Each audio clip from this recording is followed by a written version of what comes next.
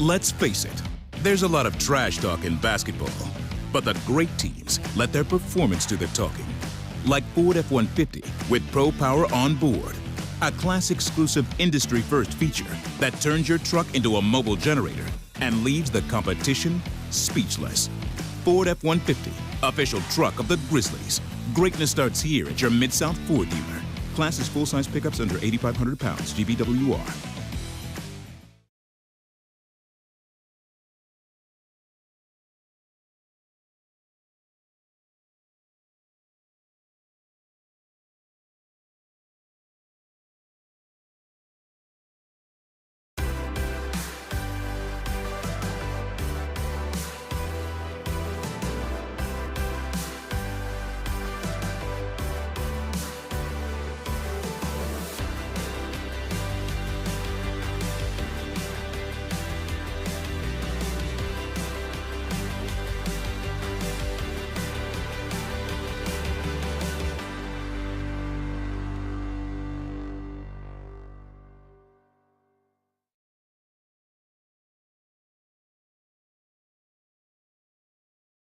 Marge Simpson?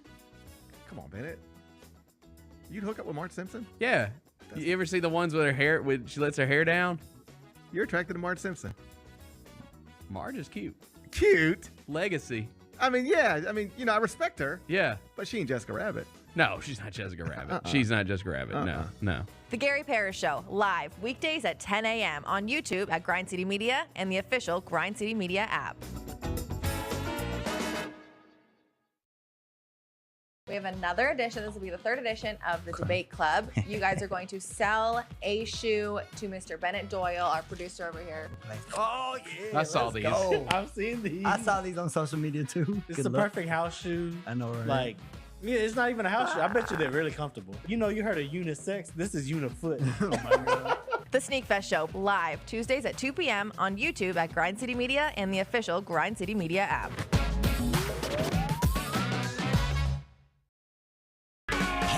Royal Flush Tour 2024. November 14th, FedEx Forum. A journey through the hits and timeless classics. The iconic band returns with special guests. Jason Bonham's Led Zeppelin Evening. Tickets on sale now at heart-music.com. Heart with Jason Bonham's Led Zeppelin Evening. Produced by AEG Presents. Now for a limited time, the new $1.99 crispy tender wraps are here at Sonic. Who could deny a crispy chicken tender with bold flavors like hickory barbecue and cheesy Baja?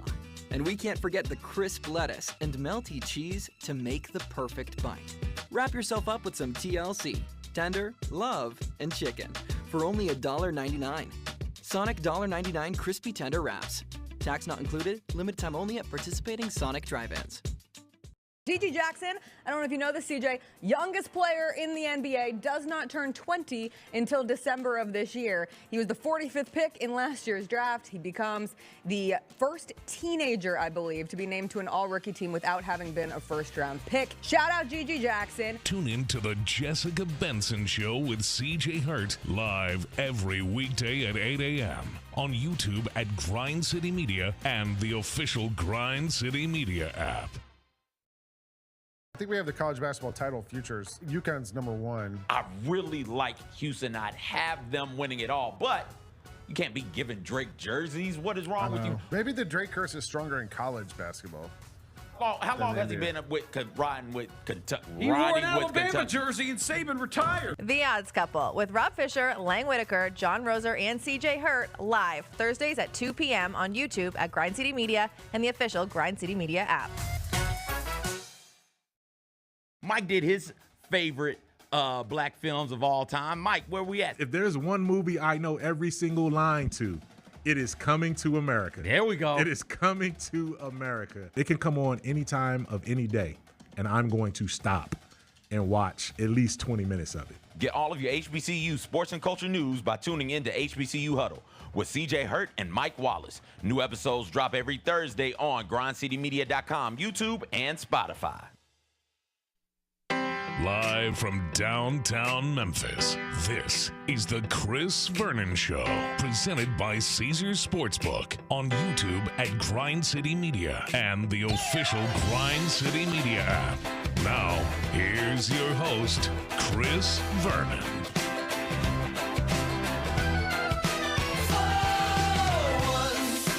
Once in your life, won't you do what feels right instead of waiting for the next big compromise? Stop running your mouth, get out of the house, get yourself downtown and shake it all out tonight.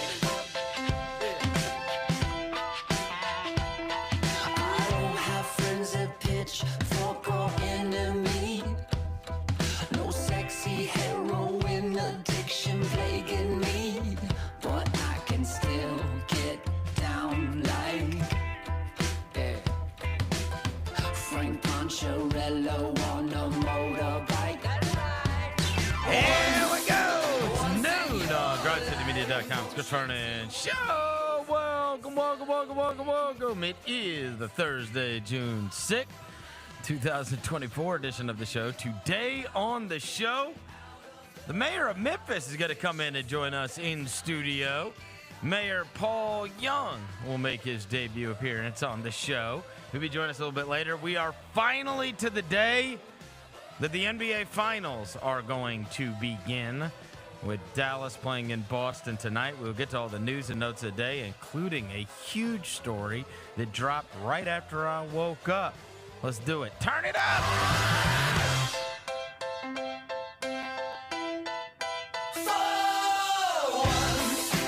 Once in your life, won't you do what feels right instead of waiting for the next big thing to strike? Stop running your mouth, get out of the house, get yourself downtown and shake it.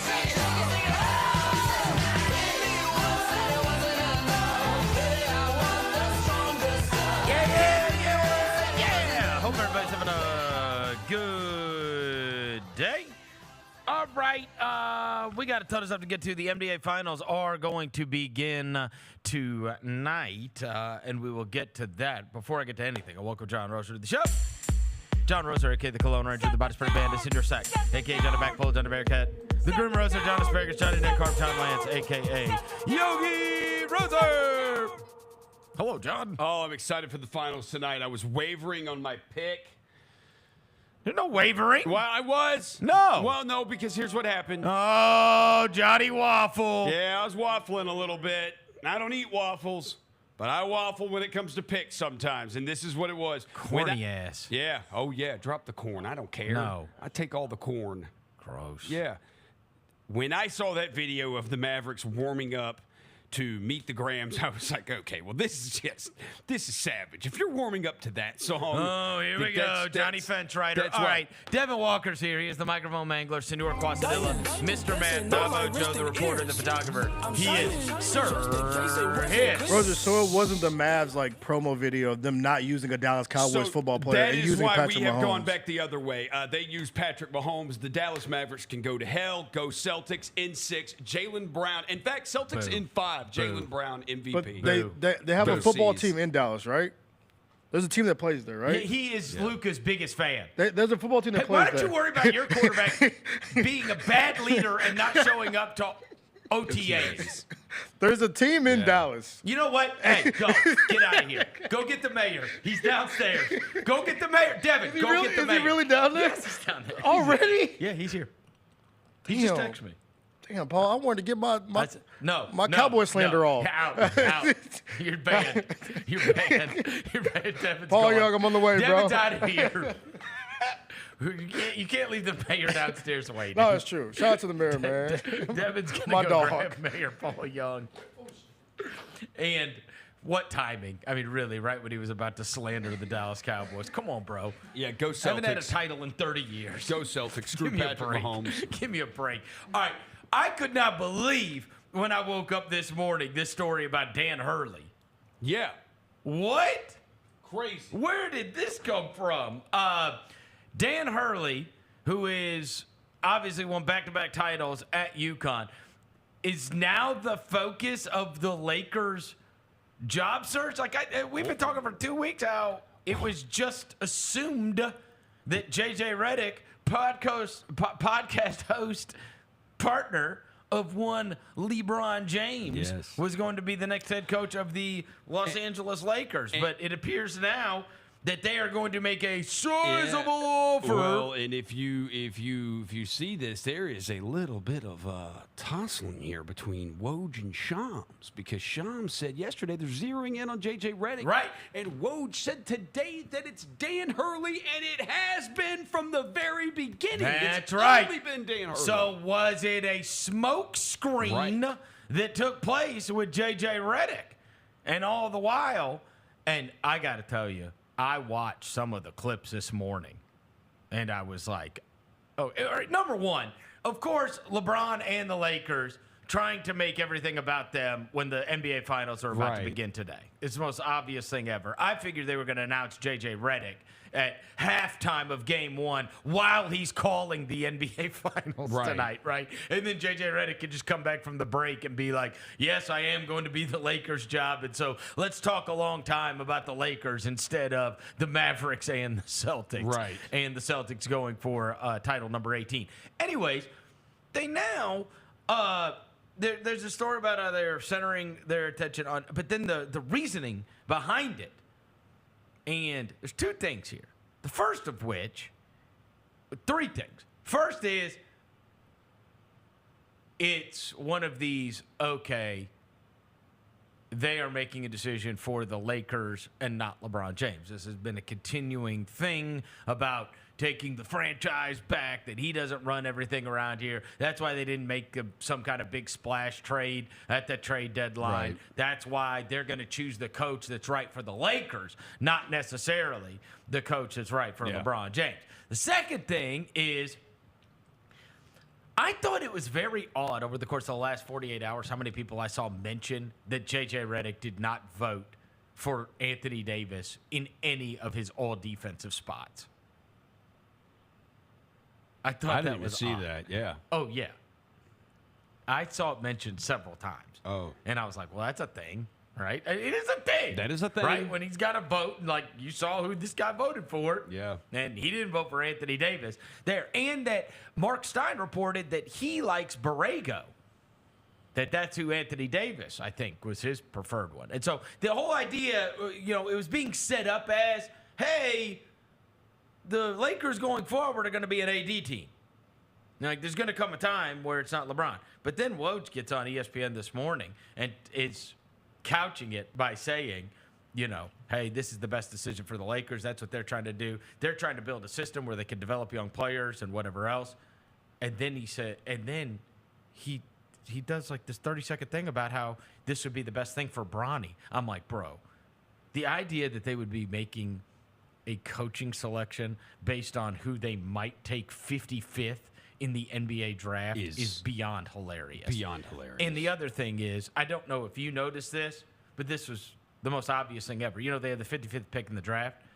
ESPN's new updated draft rankings moved LeBron James's son, Bronny, to 54th. Oh. Yeah. Oh. So they're getting a steal at 55. Yeah, steal at 55. Right. Yeah. They couldn't have him 150th. Right. And then somebody take him, right? Yeah. In the 50-something picks, whatever. So anyways, Dan Hurley now, he's going to at least listen to a massive offer, they say. He's told his team, apparently, reportedly. Yeah, he's told his team that he is talking to them. He's talking to the Lakers. He told his team this morning. They're all going to transfer. Oh, yeah. Hopefully we can get They said they have to. them. They said they have Can to we the get 30. a couple of them here? The 31st they have, right? Yeah, once he announces, if he announces he's going to the Lakers, as soon as that is done, there's a 30-day window for his team. His team, they can transfer. 30-day window. Oh, is that right? Yeah. Penny, open the door. Who knows? Dan Hurley's personality doesn't strike me as NBA. It does. It is interesting because everybody always He's says, a well, yeller. He's a so screamer. innovative. He's got this great offense, and he does. He the does. guy is an amazing college basketball coach. But like even when he was talking about all the distractions, like there's that clip going around about how he evaluates kids. I don't have my phone out at AAU tournaments. I want to see how they're interacting with their friends. I want to see how they're interacting with their parents. I want to see if their parents are going to be a distraction for us. Like all these kind of things. And I'm thinking to myself, buddy, there's no like. Yeah, the NBA is a different. NBA is a different deal. You call LeBron, be like, "Yo, what are you up to?" LeBron be like, "Bro, if you don't get off my phone," or like he yells at him the first time, like, "No, we ain't doing all that." Well, the other thing is, college coaches are way more high strung. Yes. That he is a throwback. Like that's how professional coaches used to be. Yeah. More so. There's very few. Who do you think of? Like Tibbs? And I would. Tibbs is number one. Who do you think of as like a hard I'm nose. talking like a firecracker. Tibbs is number one. It's not many, man. Yeah. They're mostly easygoing dudes. Well, I think the other thing too is that the like really passionate. Carlisle. I mean, like I don't know. He may be more like a college coach, but also players end up hating him. Yeah. I would say Ime Udoka's not really a yeller. No. He will. He'll get it to I him. also think it's college coaches they still, even in the NIL era, coaches still are powerful. Sure, they're the ones that are there. They are they're still also the ones that are stars, Yes, right? they are like, the stars. I mean, you remember Chris Wallace used to always come in here and he would say, I don't understand why they're promoting this thing. You would think that Mike Krzyzewski and Roy Williams are going to play chess at half court. Right. Nah, the way they for real. promote The promos, the college the game, graphics right? and everything. Yeah. They don't have the players on the graphics. They get the two coaches on the graphics. In the NBA, the coaches are not, while they matter a lot, they are not the powerful ones. The coaches do not make the most money. The players make the money. Coaches do make good money in the NBA, but like the You players used to make control more. everything, bro, from day to day. Like You control in the everything as a NBA, I feel like college it's more coach. like, of course, X's and O's are part of NBA coaching, but I feel like NBA coaching is a lot more than just coaching basketball. I also don't think coaches are that important. Nah. Not like they are in college. Nah. Coaches right? can win a game in college. Coaches can't Because really. you're responsible for the roster. Yeah. Right? In college, like to me, like if you're paying a guy, like in college, there's no amount of money that a guy's not worth, right? We saw that with Nick Saban. We see that with Kirby Smart. We see that on the football level. We also see it on the basketball level, right? Where it was Jay Wright or it was this Dan. Like there's no amount of money that Dan Hurley's not going to be worth if he can win you national titles like he does, right? Right. In the NBA, you're not doing that. You're just not that. Bro, Joe Mazzulla is coaching in the NBA Finals tonight. Who never would have gotten that job if Ime Udoka did not have his extramarital affair. Right. Like the guy was just right place, right time. And then you see, he's got like this roster, man. And I'm not saying Joe Mazzulla's not a good coach, but I'm saying Joe Mazzulla's not Red Auerbach. And it doesn't, to me, there's very few that could swing it so much. And even if you want to say, like, Eric Spoelstra is as good as it gets, right? Everybody accepts that. He's as good as it gets in the NBA, okay? Bro, they got their ass smoked when they didn't have Jimmy Butler. Yeah. You're just not as important. Eric Spoelstra can manufacture you and get you wins with weird lineups and guys you've never heard of in the And you're regular also, season. and you're also But, yeah. responsible for the players in college. Yeah. Like the Lakers, Like you strapped to their roster, bro. you're strapped. Like LeBron controls the roster, you don't. Well, and what got Dan Hurley acts on the sidelines? Like, it's Yeah, like he a little- coaches do That's what I'm saying. He a little like smacking players on the he's smacking players on the booty. Like Bron, you ain't smacking Bron on the ass, bro. No, you ain't smacking Bron on the ass. You also aren't doing that with referees. Yeah, you ain't doing like, that, You're bro. not. People are gonna be like, especially in LA, so high profile. It's gonna be like, what is Some this dudes guy are just doing? built. Where's Dan Hurley from? Guy's an amazing basketball He coach is. with a great basketball coach lineage. His father, interestingly enough, way before Adrian Wojnarowski was Adrian Wojnarowski, I knew him 20 years ago when he's writing for the New Jersey Bergen Record. And Adrian has a book, which I would recommend to anybody. It's one of the best sports books ever. It's called The Miracle at St. Anthony. And it's great. And it's about the elder Hurley, his father. And obviously, those sons have done very well for themselves as a college basketball coach. But his dad was a hard-nosed guy too, man. This is a hard-nosed, fiery, passionate guy. Hey, look, X's and O's for sure. He's a great basketball mind, right? I just don't know if his demeanor is the type of demeanor that plays in the NBA. Nah, because NBA players they would look at him like, "Yo, you doing too much." Remember that dude? We went through my whole childhood. Who's right? the Where it Cleveland was guy? Tim Floyd. Yeah. And Fred Hoiberg and There was obviously Calipari, Patino. Yeah. You mentioned the St. Anthony, former Grizzly. Kyle Anderson played for him. Oh yeah, Kyle Anderson. John Beeline, that's the one I'm thinking of. Oh yeah, John Beeline. John Beeline's the one I'm thinking, like old school rugged Michigan coach. Right. But he got to the Cavs and they were like, "Bro, get this dude out of here, bro." Yeah. Right. He is doing way and too much. And he's like, these kids don't even know how to set a screen. It's like, come on, dog. It's like, yo, come on, bro. Like, we good on that, bro. Yeah. We good on that. And then, it reminds me of when we first got rid of Sidney Lowe, and they bring in Hubie Brown, who had not coached in 20 years, right? And Hubie Brown's on TV, and that's how everybody knows him. And Hubie Brown gets in the locker room, and he's telling this, he's got the assorted guys, and he's like telling them, "This is the way we're gonna do this. This is the way we're gonna do this," and he goes.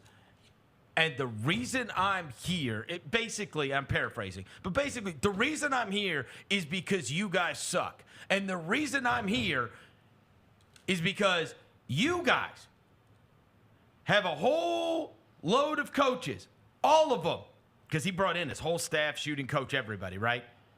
Yeah. Every one of those guys had to go and pack up their families and pack up all their belongings and put their houses on the market and moved. Because you guys weren't getting it done. And that's why I'm here. And Earl Watson goes, "Man, this dude is mean." Hey.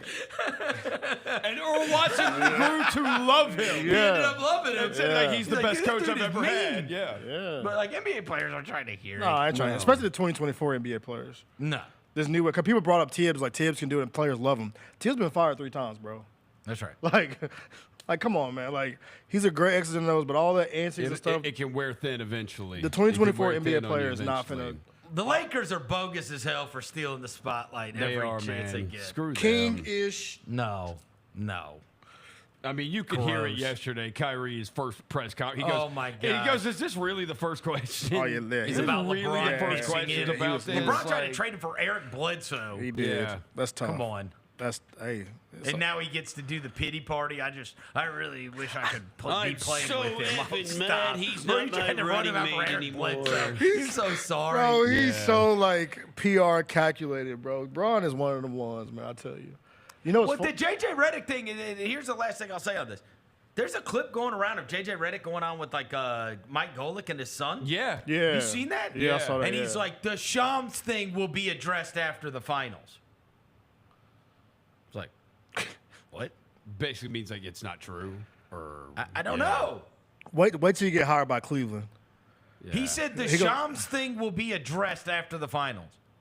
Like as if it was an issue with Shams. Yeah. He didn't say Not nothing an else. issue with the report. Yeah. But that maybe Shams is putting out that report for some reason or whatever. I mean, I think Shams a clutch guy. He is clutch. He gets all the clutch stuff. It's very difficult to parse through, why is the anytime these stories are coming out, you go, why are these stories coming out? Yeah. Why is this being fed to someone? And he was like, they are zeroing in on J.J. Redick. Why? Yeah. If they weren't, I don't know. You think, what if J.J. Because that's what LeBron wants. Yeah, that's Braun. That's That's his what podcast buddy. LeBron wants, right? Yeah. Whereas there is this inner fight, right? Where it's like, here's the stories of what LeBron wants, and here's the stories of like what Rob Pelinka and the Lakers want to do, which is we want to make sure that we're not making decisions just because of LeBron James. And that's why Woj tried to couch it like, Dan Hurley would be the best thing ever for Bronny James. Like, what? The idea that you'd be hiring a coach to nurture the 55th pick in the draft is friggin' ridiculous. And Max Christie. Yeah. You see the stories like Max Christie. He's going to unlock Max Christie. This one said unlock Max Christie. Like, what? Yeah. Unlock Max Christie. Unlock Max Christie. We ain't got, I'm telling you, Braun is not looking at trying to unlock Max Christie. All right. Braun's trying to win right now. Okay. We got to take a break. The mayor of Memphis, Paul Young, is joining us in studio as soon as we get to the other side. Chris Vernon Show. Marge Simpson? Come on, Bennett. You'd hook up with Marge Simpson? Yeah. You ever see the ones with her hair, when she lets her hair down? You're attracted to Marge Simpson. Marge is cute. Cute? Legacy. I mean, yeah. I mean, I respect her. Yeah. But she ain't Jessica Rabbit. No, she's not Jessica Rabbit. She's not Jessica Rabbit. No. The Gary Parrish Show, live weekdays at 10 a.m. on YouTube at Grind City Media and the official Grind City Media app. I think we have the college basketball title futures. UConn's #1. I really like Houston. I'd have them winning it all, but you can't be giving Drake jerseys. What is wrong with you? Maybe the Drake curse is stronger in college basketball. How long has he been riding with Kentucky? He wore an Alabama jersey and Saban retired. The Odds Couple with Rob Fisher, Lang Whitaker, John Roser, and CJ Hurt, live Thursdays at 2 p.m. on YouTube at Grind City Media and the official Grind City Media app. G.G. Jackson, I don't know if you know this, CJ, youngest player in the NBA, does not turn 20 until December of this year. He was the 45th pick in last year's draft. He becomes the first teenager, I believe, to be named to an all-rookie team without having been a first-round pick. Shout out G.G. Jackson. Tune in to the Jessica Benson Show with CJ Hurt, live every weekday at 8 a.m. on YouTube at Grind City Media and the official Grind City Media app. Now for a limited time, the new $1.99 crispy tender wraps are here at Sonic. Who could deny a crispy chicken tender with bold flavors like hickory barbecue and cheesy Baja? And we can't forget the crisp lettuce and melty cheese to make the perfect bite. Wrap yourself up with some TLC, tender, love, and chicken for only $1.99. Sonic $1.99 crispy tender wraps. Tax not included, limited time only at participating Sonic drive-ins.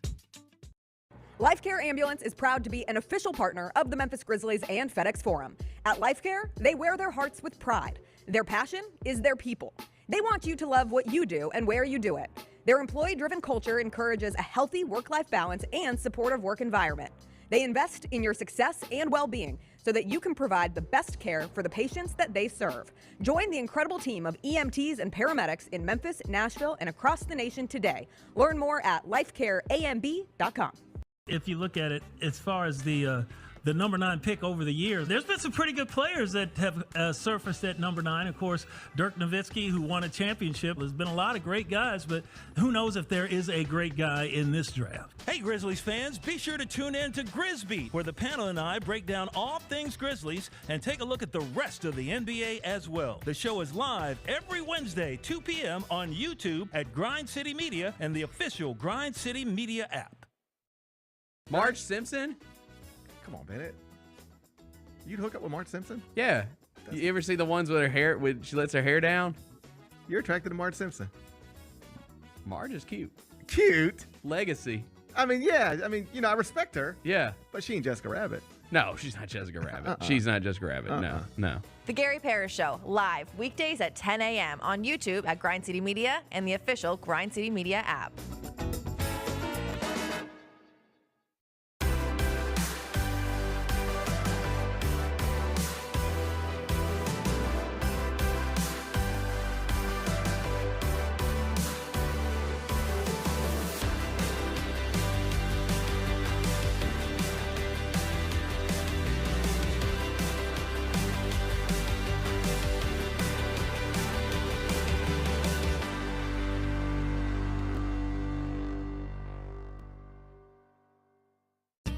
Now for a limited time, the new $1.99 crispy tender wraps are here at Sonic. Who could deny a crispy chicken tender with bold flavors like hickory barbecue and cheesy Baja? And we can't forget the crisp lettuce and melty cheese to make the perfect bite. Wrap yourself up with some TLC, tender, love, and chicken for only $1.99. Sonic $1.99 crispy tender wraps. Tax not included, limited time only at participating Sonic drive-ins. Let's face it, there's a lot of trash talk in basketball, but the great teams let their performance do the talking. Like Ford F-150 with Pro Power on board, a class-exclusive industry-first feature that turns your truck into a mobile generator and leaves the competition speechless. Ford F-150, official truck of the Grizzlies. Greatness starts here at your Mid-South Ford dealer. Class is full-size pickups under 8,500 pounds, GVWR. Welcome back to the Chris Vernon Show on YouTube at Grind City Media and the official Grind City Media app. Presented by Caesars Sportsbook. Now, back to your host, Chris Vernon. Microphone 1 2 1 2. Pack the whole place out. Watch what I do. All right, we're back. Chris Vernon Show, and look who is in studio. The mayor of Memphis, Paul Young, is here. First time we've had you in. I know, man. I've been trying to get here for the longest, man. It took me forever to get here, but hey, I made it. No, it's great. I'm glad that you are here. You were just down at where? Tom Lee Park? Just at Tom Lee Park, yeah. They did a big groundbreaking for the flyover they're getting ready to put down there. Going to be really, really cool. Gotcha. All right, so this has been 6 months. Yeah, 6 months, man. I'm in month 6 right now, so it's been a whirlwind, but I'm having a ball. How is the job different than what you thought it was going to be? It's what I thought it would be. I mean, really? you know, I've been in government for a long time, and I've worked with a couple of mayors, so I know the pace is high. I think the thing that you had to get used to is like tuning out the noise. And you know, you get a lot of criticism, you get a lot of praise. You can't let it get you too high or get you too down. You just have to keep working. And you know, somebody gave me some advice right before I came, and they said, if you do what's in your heart, you'll sleep well at night. And that's exactly what I do. I do what I believe in my heart, and I can sleep easy at night. All right, let's start with you. Yeah. Grew up here? Born and raised. Grew up in Oak Haven. Graduated from East High School. College at University of Tennessee, Knoxville.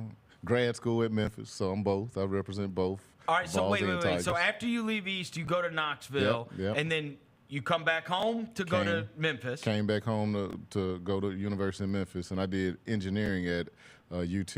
I was actually there with Tony Harris. We graduated from high school and college together. And then Can came you back hoop? here. I'm gonna try. I'm gonna try this weekend. Actually, I used to play, but you know, I was a church league all-star. I got you. Not the big teams. So then you end up back in Memphis, and what? Back in Memphis, and you know, trying to find myself, and had this spiritual moment when my mom was preaching, and she talked about finding your purpose. And oh man, y'all got the shots out there. There you go. You got to go. She talked about finding your purpose in life, and you know, I decided I wanted to help clean up neighborhoods in Memphis, and so that's what I've been doing for the past 20 years. At what age did this happen? Your mom says you need to find your purpose. This was like 22. I had just graduated. I had all of my frat brothers had moved to different places in the country, and they were like, dude, why are you in Memphis? And I was like, it's something about the city. I want to be here. And then she just so happened to preach that sermon, and it literally changed my life, because I was like, all right, I've looked around Oak Haven, and I saw how, you know, the neighborhood had declined, and I wanted to change it. And so I went and enrolled at University of Memphis in city planning. At that time, my dream job was Robert Lipscomb's job. That's what I would call it back in the day, because all I knew was that he was helping rebuild housing and stuff in the community. And I eventually became the director of housing, which was one of his jobs. And then when I was in that role, that's when I started to see that I might want to go a little bit further. So what did you find when you first got into it? Like when it's great to say, like, hey, my mom said this, and I want to go, and I want to do something, and I want to make Memphis a better place.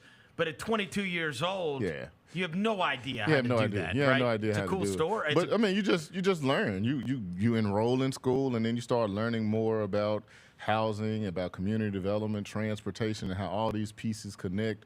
And you start working in the communities, and eventually you build up a skill set before you even know it. And you start getting in these rooms and hearing things, and you learn from different people. And that's what happened to me. And I feel like I learned quick and absorbed it all, and then just started, following my dreams. When did you first start thinking, I would like to be the mayor of Memphis? It was probably 2019. Oh, not that long ago. Oh no, definitely not that long ago. Yeah, I mean, I thought that maybe some point in the future it might happen, but around that time is when I started thinking, like, maybe it's now. Maybe I'm ready now.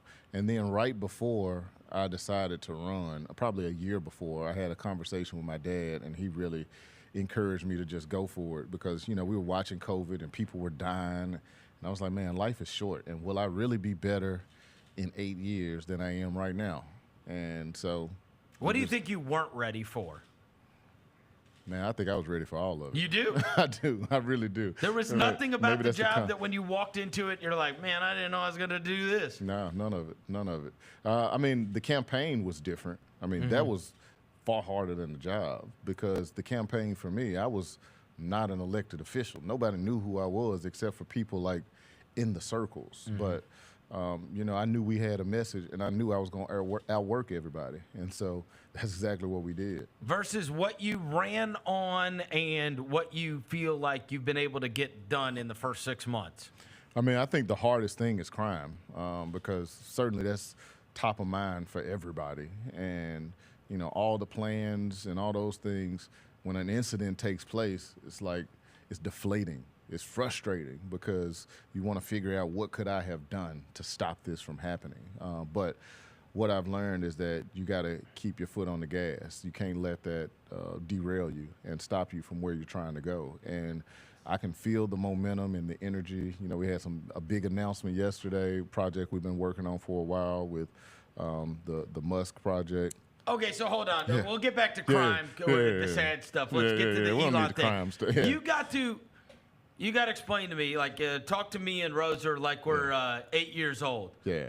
What is the Elon Musk story? And explain to me why that's a big deal, what it is, and kind of how it affects Memphis. Yeah, so, I mean, details are being ironed out, so I don't want to say too much. Did you meet with him? I didn't meet with him, no. Okay, but I know others that have had conversations with him. Because then I would have had to ask you a million questions about him. No, I haven't met him. I've met people on his team. Yeah. And what I will say is that they were really serious about being able to get this project executed. I think it was between us and 7 other cities, and they were kind of running us all parallel.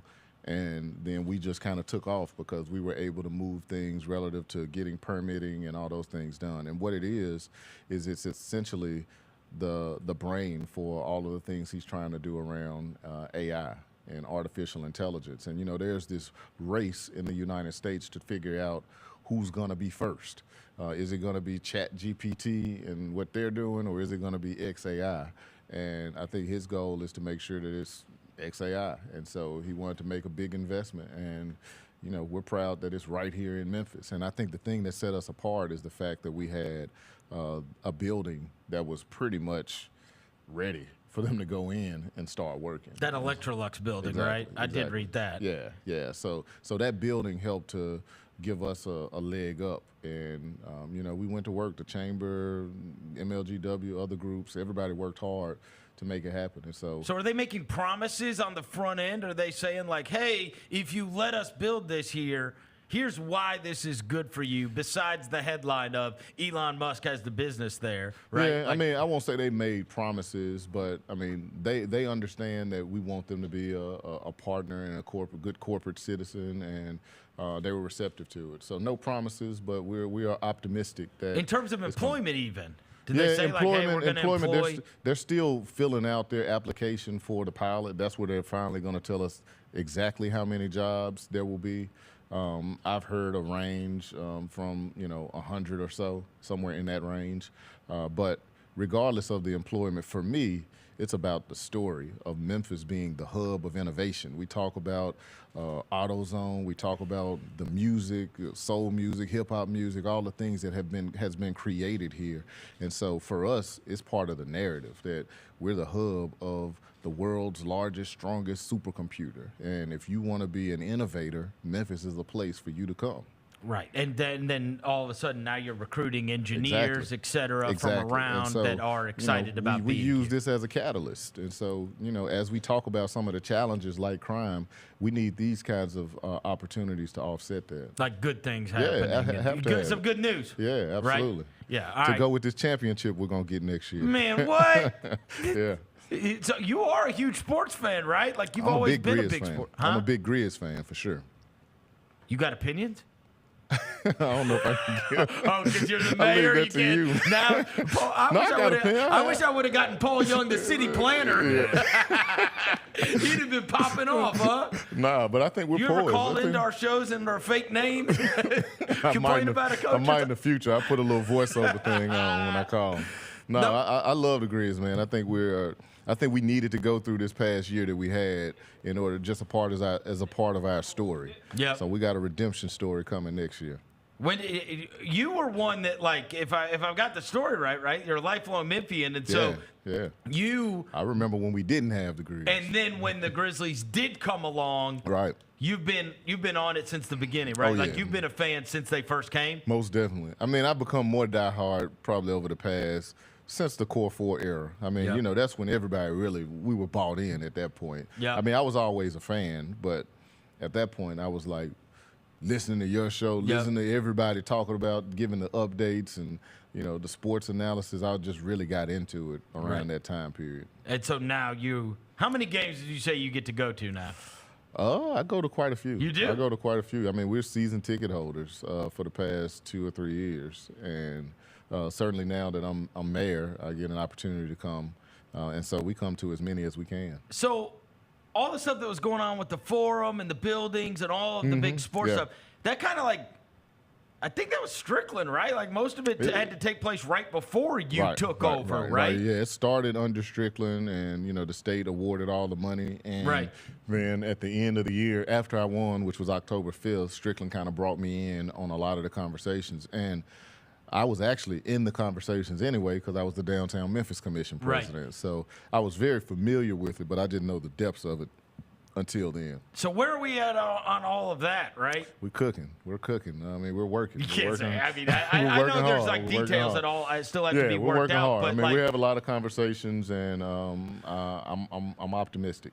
But the good thing is you're a huge Grizzlies fan. Yeah, absolutely. That's good for every sports fan that's out there because I've got to imagine you are on the side of sometimes the politics and the sports teams can be on opposite sides of what they want. But I feel as if you are one that is very into having the Grizzlies survive and thrive in Memphis and making this a great pro sports town. Definitely. And I would say, like, even just as a Memphian, I mean, the Grizzlies are a great thing for our city. I mean, it matters for us to have an NBA team. I've heard stories of how FedEx or other big companies would bring in their recruits, and there were recruits that would leave and say, I don't want to come here because there's not enough for us to do.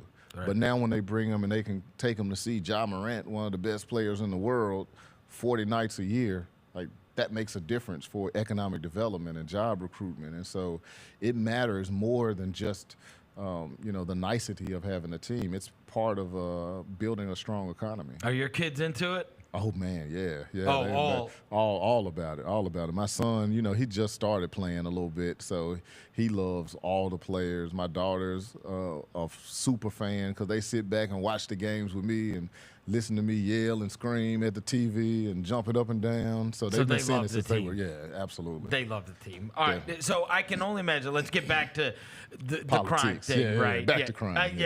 Look, I am not, anybody that knows me and knows me for many years, not a big politics guy because I hate what it does to people, right? That, like, now, even if we disagree about the way things should be or the way things are going to be or how we get there, even if we disagree on that thing, I'm still able to like other people, right? Exactly. So now I feel like that's just human. And there's so much, everybody's got to hate each other over something, right? You even saw, like, I was reading the comments below the Elon Musk thing yesterday, and I'm like, holy mackerel. Yeah, I saw that. Like, I mean, it's crazy. It is crazy, right? Huh? It's like, I don't care.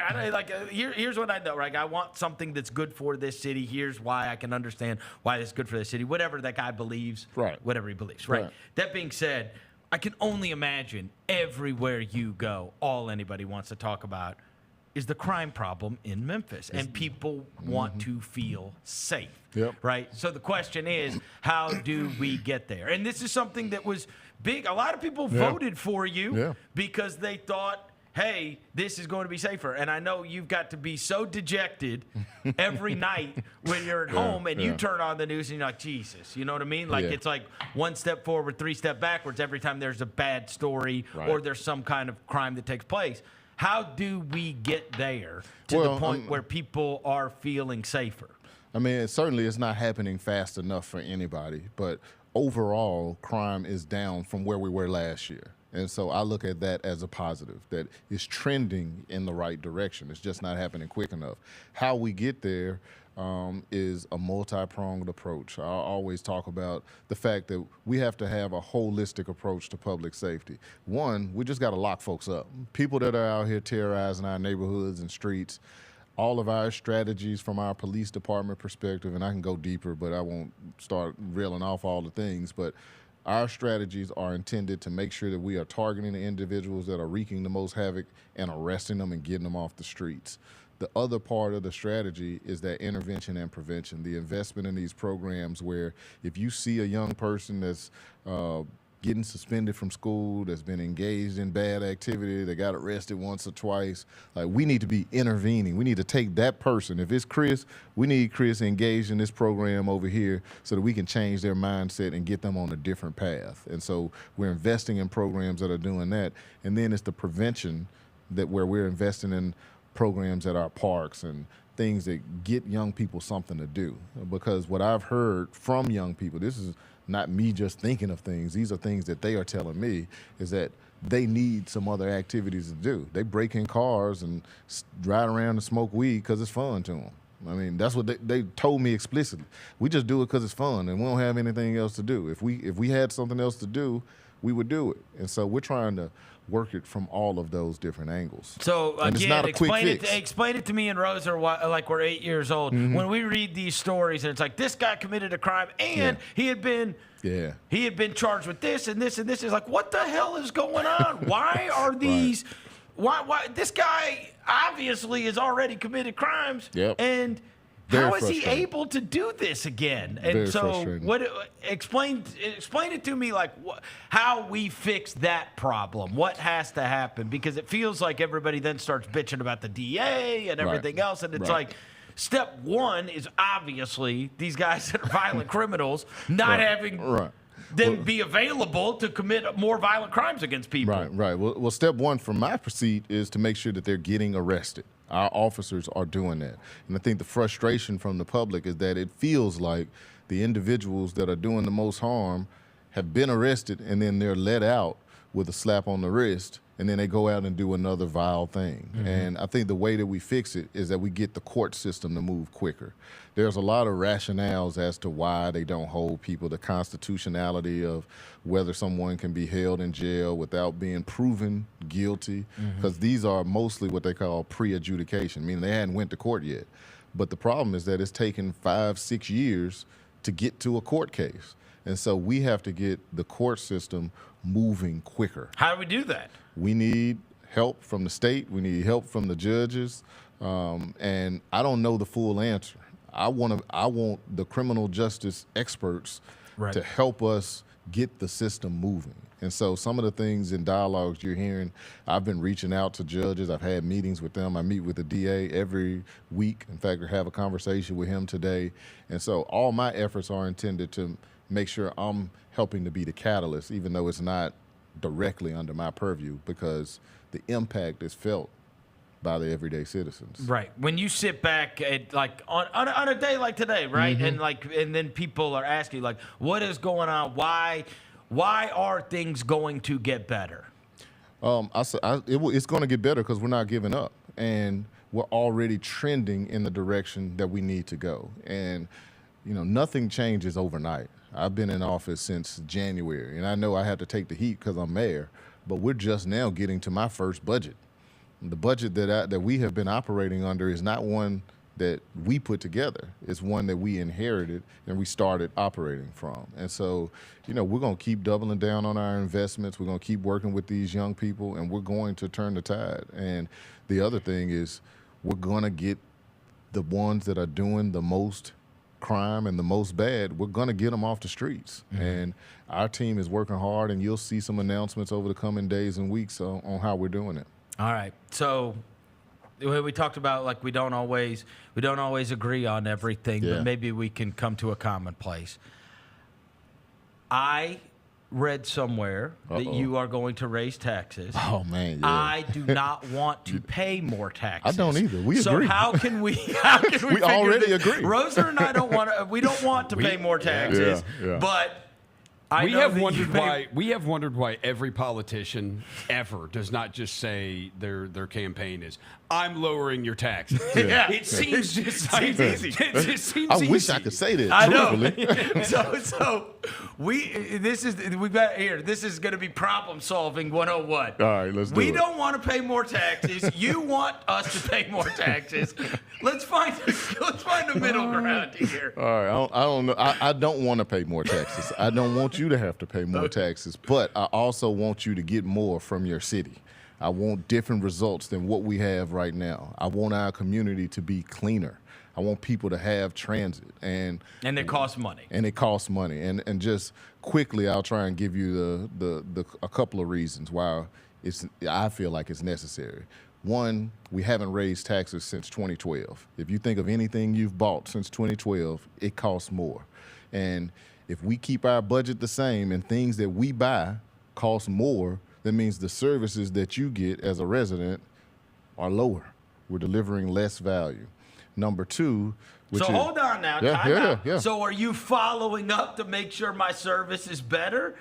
Are you making sure that, like, okay, look, we're telling people if you pay more, MLGW is going to be better. Trash is going to be better. Yeah. This is going to be better. And then That's on me. That's on me. And I mean, we have to get the tax increase. Right. And I'm held accountable for making sure that the things that I'm promising are going to happen as a result of the increase actually happen. Right. So that's part of my accountability. Because that's where people's faith fails, right? Yeah, It's like, oh, yeah, they're going to charge me more money and nothing's going to change. Yeah, I know people don't trust politicians, and I know they don't trust government, so I get it. Number two, though, and this is a really important one, is we have what we call a fund balance. And so that's like your reserve money, your savings account for the city. And there are thresholds under what you should have in that account. We are supposed to have at least 10% of our budget, which is $80 million, in our reserve account. When we budgeted for the year that we're in right now, we had a budget that had to pull $12 million from that account, which means we already had more expenses than we had revenue by $12 million. Sounds like America. So we were pulling from that reserve. Right. And then we found out we had some additional expenses that weren't included, $10 million. Had to pull that from the reserve. So $22 million that we had to pull from reserves. When we did our budget this year, we found that we were about $70 million over. I asked everybody to cut. We got it down to 30, and then they hit us with some additional expenses, and we were at $53 million hole. We would have to pull from that account. We currently have $100 million in that account. If we pull 53, we're below that $80 million threshold, which means that our credit ratings go down and we pay more for everything that we buy. And so that's a very, very critical reason. And then the last thing is that I can't ask the public to pay more in taxes. I don't want you to just cover a $53 million hole to keep us where we are. I want to add value. So we're proposing to have $8 million go towards cleaning up blight. That means on 30 major corridors within the city, everywhere you're going to see people picking up trash, cutting grass on a weekly basis. Because I feel like our community does not match aesthetically what our city really deserves. And so we have to clean up. And if people see things that look like no one cares in their community, people act like it.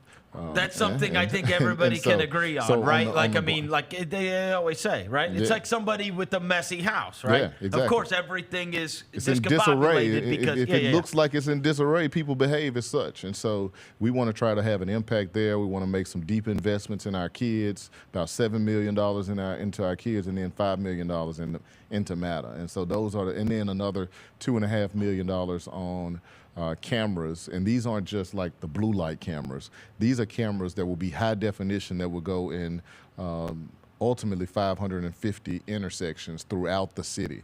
And these high definition cameras are not going to be used just for facial recognition. We're using it for object recognition. So if you went and committed a crime in a red Mazda with no license plate with a ding on the door, we're going to see every time that car passes through an intersection, and we're going to be able to figure out where you are. And so we're building a camera mesh network that's going to be state-of-the-art, that's going to be a game changer for fighting crime in our city. Well, because a lot of people, isn't this what Detroit did downtown? Detroit did it downtown. Right, they did it in their downtown, Absolutely. and it like cleaned up because Absolutely. it was like there's cameras everywhere. Exactly. And we have to remember, as bad as things feel sometimes, it's really 20% of the people committing 80% of the crime. Right. So if we The good outweighs the bad. Absolutely. By a Most people are wide doing margin. good. And Yeah. if we can get the bad guys off the streets quicker, Mm-hmm. then our community is going to be safer. And so this camera mesh network is an important part of our crime fighting strategy. These all seem like reasonable reasons as to why we would have to pay a little bit more, Roser. So far, he's winning me over a Yeah. little bit on this, okay? Yeah. You didn't, throughout the entire monologue, Yeah. there was not one word about friggin' potholes. I'm a pretty reasonable guy. Potholes, Yeah. bro. Yeah, I know. I know. If you want to charge me any amount Yeah, the so that potholes. I don't feel in danger from my car falling in a pothole, Yeah. my tire blew out on 240. On Yeah. 240! Yeah, I remember Mayor Strickland told me that was the #1 thing that he would hear at community meetings. Dude, more than look, anything is I told potholes. you there's a guy. I went to a small college, but I remember there was a guy. I've told this before. There's a guy named Wes Howell lived down the hall from me in my dorm, and he was going to run for student government president, right? And so he's going to run for student government president. We're like, what in the world? Like, why? And he's like, this is what my passion. This is what I want to do, whatever. And so then they had like all the kids, they get up in chapel and they had to say, if I'm president, then this is what's going to happen at this school. And if I'm president, and he went up there and he said, look, we go to a school in the South. And we have Nestea in our cafeteria. And Nestea is nasty. And if I am elected president, we will have sweet tea, real Southern sweet tea in the cafeteria. Thank you. And he sat down. He won he destroyed everybody. That's pretty compelling right there. Because it was very simple. Hey, I don't believe any of these other people. But this guy says, and true to his word, the next week we had sweet tea in the cafeteria, That's and crazy. he's probably the most popular president ever. I think you could really just say, I will get rid of the potholes, and you would get... I want to make sure I can deliver on that before I say it. But certainly our team worked hard on potholes. I mean, we've done over probably about 40,000 already this year, just filling potholes. It's something you obviously have had to, become familiar with. Yeah. What the hell is it? Why do we have... It's something about when and I don't know the answer for it, Right. but I know that when it gets cold and after a cold snap, when the ground freezes and it thaws out, it breaks up the asphalt, and that's when you get. That's why after those snowstorms and all, Yeah. after we thaw out, you see a whole lot of potholes, and it takes us a few weeks to recover from that. Can we ever not have to boil water again? He's a great mayor. I love it. I love it. You have walked into the den of idiots. No, you absolutely have. I grew up here my entire life. I lived here my entire life. It has only been the last 2 years that we've had to boil water. It freezes Yeah, outside. I Why am I dig it. boiling water? So what I will say to that is, I mean, I've heard a lot of people say that to me, and I've remind them that the infrastructure is 30 years older than you remember. So it's the same infrastructure that we had when we were kids that's serving us right now, and it's beginning to fail. And this is what our tax increase is going to do, is going to help our It's infrastructure. going to Good help point. our If we pay more infrastructure. taxes, will we still have to boil water? Well, so our tax I'm not increase is not promising. going towards the water infrastructure. That's something through MLGW, and so their fees and costs address that. But having a project like Elon Musk's project is going to pay significantly more taxes. It's going to pay significantly more to water fees and things like that to MLGW. So it will be a good thing for the community in terms of adding more money so we can fix some of those problems. I feel like he didn't answer your question. I just want to He not just have to doesn't boil want to. He water. just No, wants to. I did boil answer. water. He The just- tax increase does not go towards the water infrastructure. You're still gonna have to No. boil water, bro. Hey, So hey, Elon Musk is going to make it to where. Okay. So Elon Musk is going to make it to where we don't have to boil water. What is that going to do for jobs, though? With the Elon Musk thing. It's still to be determined how many jobs will actually come from it. So I don't know. You dumbass. I know I'm not getting hired. I am not working for Elon Musk. I would not want to work for Elon Musk. But this is what I hope happens is that as Memphis is on the map for being a hub of innovation, a place where we have the world's largest, strongest supercomputer, that we're going to get more tech companies coming here. There's a stat that I used to always say that we have more black and female tech talent in Memphis per capita than any city in the country.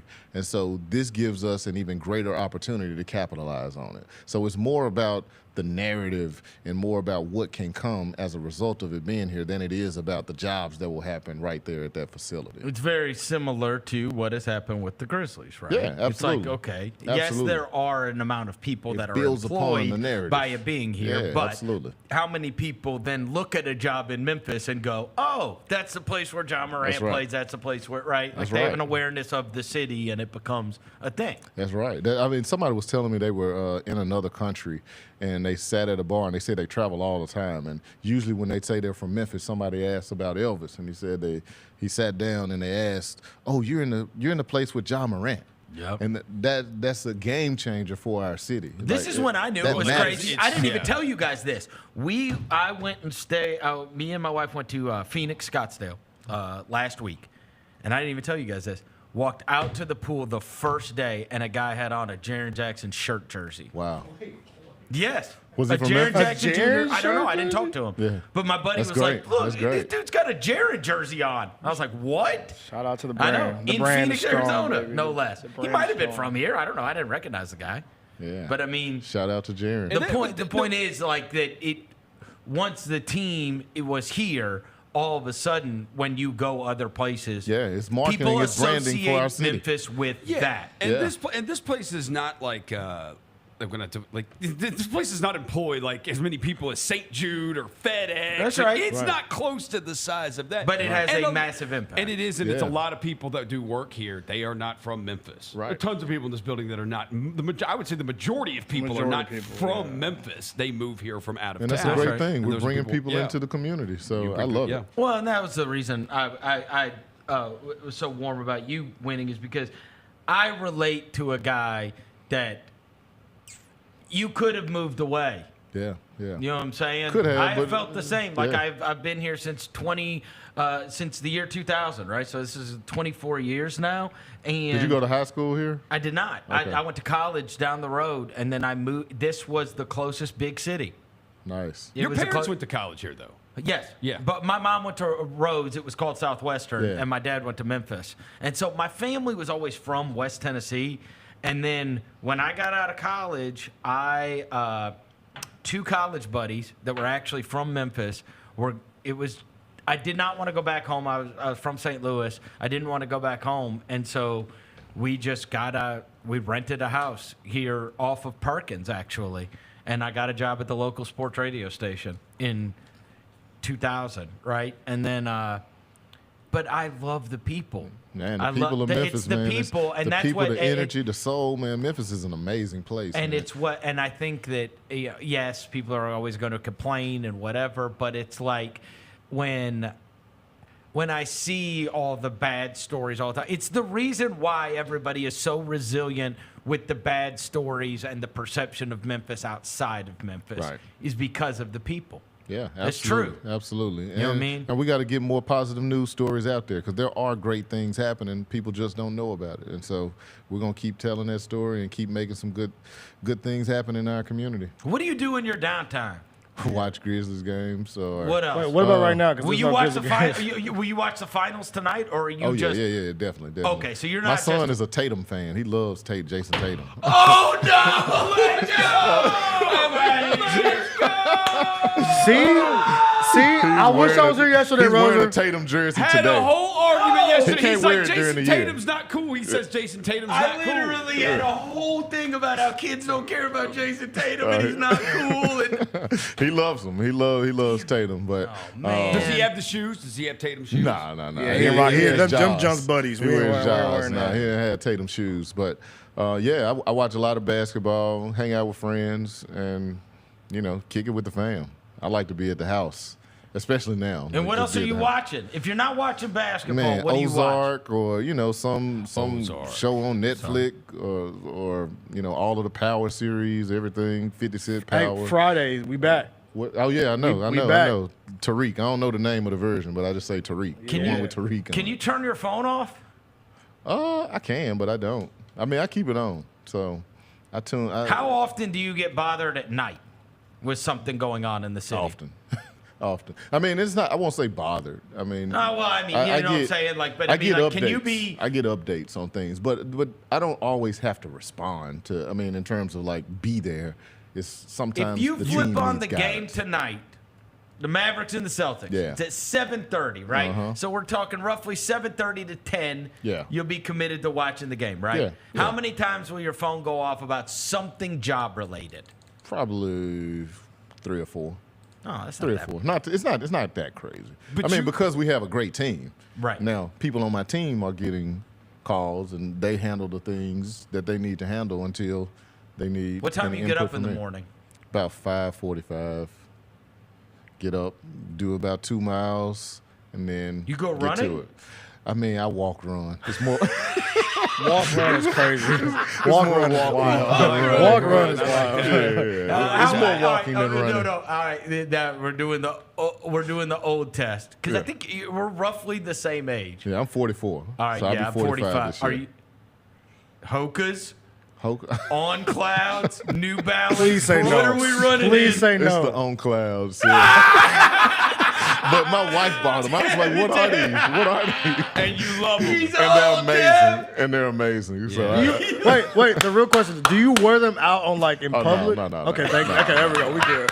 if I'm wearing tennis shoes, you'll see me Yeah. in some J's Okay. or something like that. But no. Only running in the on clouds. We with Yeah, it. you will only see them if you see me out running.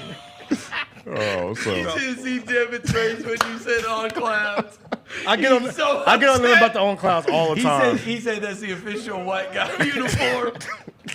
The on That's clouds. what we got. We I'm got to getting be James. indoctrinated. You got to head over to James Davis and buy some On Clouds and Oak Hall, get you a little Vineyard Vines. get you a quarter zip, get you ready, That's to when go. you know he's a dad. I'm a dad. dad. It's just dad uniform. What you, That's all. what you listening to? Because I know you're a big. I saw I'm you a- at the festival downtown. I'm a hip hop dude, so I mean now I still listen to old stuff, man. I like Jay-Z, Nas, Eminem. Oh, you don't know, like the T.I. mumble rappers, huh?